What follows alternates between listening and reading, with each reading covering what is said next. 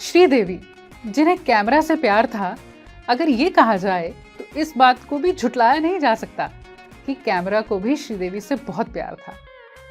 कहा जाता है ये अकेली ऐसी एक्ट्रेस हैं जो एक ही वक्त पर जिन भी लैंग्वेजेस में फिल्म्स कर रही थी, सब में टॉप की एक्ट्रेस थी, चाहे वो तमिल हो, तेलुगु हो, कन्नड़, मलयालम या फिर हिंदी। इन्हें first female superstar of Indian cinema भी कहा गया। एक ही दौर था जब श्रीदेवी और अमिताभ बच्चन दोनों इंडस्ट्री पर फैंस के दिलों पर राज कर रहे थे।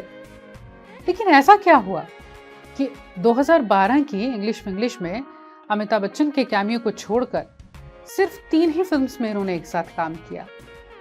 आखिरी रास्ता के बाद क्यों खुदा गवाह फिल्म आने तक इन्होंने एक साथ इतने साल काम नहीं किया, और खुदा गवाह में ये काम करें अमिताभ बच्चन ने इस बात के लिए इन्हें मनाया कैसे, आज यही बताने वाली हूँ रील नहीं रियल स्टोरीज में।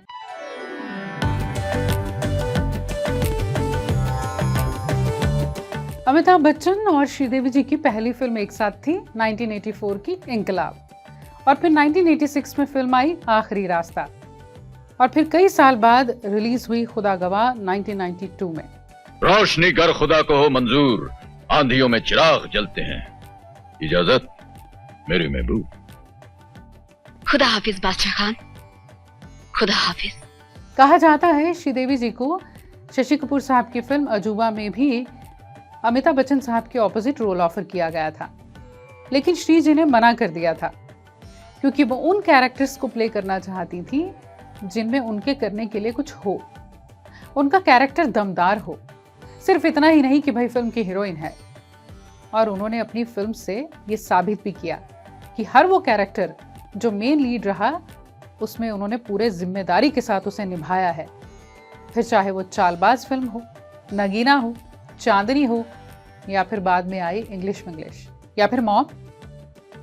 कई साल बीत गए और फिल्म खुदा गवाह फ्लोर पर लाने की तैयारी की जाने लगी थी। उस वक्त फिल्म रूप की रानी चोरों का राजा भी बन रही थी। उस दौर में फिल्म के जो कुछ रशिस होते थे वो मीडिया को दिखाए जाते थे, और इस फिल्म के रशिस को भी एक गीत था, दुश्मन जो दिल का मेरे हो। जब दिखाए गए ये रशिस, वहां अमिताभ बच्चन भी थे। वो रशिस देखकर मानो उन्होंने ये तय कर लिया कि फिल्म खुदा गवाह में होंगी तो सिर्फ श्रीदेवी। लेकिन वो ये भी जानते थे कि श्री इस फिल्म को करने के लिए मना भी कर सकती हैं। इसलिए अगले दिन जहां श्री जी शूटिंग कर रही थी, कहा जाता है अमिताभ बच्चन साहब ने ट्रक भरकर फूलों का भेजा। अब यकीनन इस जेस्चर के साथ उन्हें अच्छा तो बहुत लगा श्री जी को। उन्होंने स्क्रिप्ट सुनने के लिए हाँ भी कर दी, लेकिन स्क्रिप्ट सुनने के बाद उन्होंने शर्त रखी कि फिल्म में माँ और बेटी का रोल वही करेंगी, यानी कि उनका डबल रोल होगा। हालांकि इस बात को सुनकर इंडस्ट्री भी हैरान थी कि क्या ये हो पाएगा। उनकी इस बात को मान लिया गया। और एक और बात जो शायद इससे पहले अमिताभ बच्चन साहब की किसी फिल्म में नहीं हुआ था, वो ये कि क्लाइमेक्स में सिर्फ हीरो नहीं, हीरोइन भी विलेन को मारती है। ये श्रीदेवी जी की कैमरा के सामने दमदार एक्टिंग की वैल्यू थी। उनका कैमरा ऑन होते ही एफर्टलेस हो जाना, मानो ये कोई एक्टिंग ही नहीं है। अमिताभ बच्चन और श्रीदेवी ने बेशक ज्यादा फिल्म्स में काम ना किया हो और इसका कोई भी कारण रहा हो, लेकिन पर्सनल लाइफ में कोई रंजिश नहीं थी। श्रीदेवी जिस दिन इस दुनिया से गई, उससे एक दिन पहले ही अमित जी ने ट्वीट किया था, ना जाने क्यों एक अजीब सी घबराहट हो रही है, उन्होंने लिखा। और फिर इस बुरी खबर के बाद कि श्रीदेवी अब इस दुनिया में नहीं रही, अमित जी ने लिखा, get back, just get back to love. Sridevi ji ने अपने 50 साल के करियर में कई अवार्ड्स अपने नाम किए।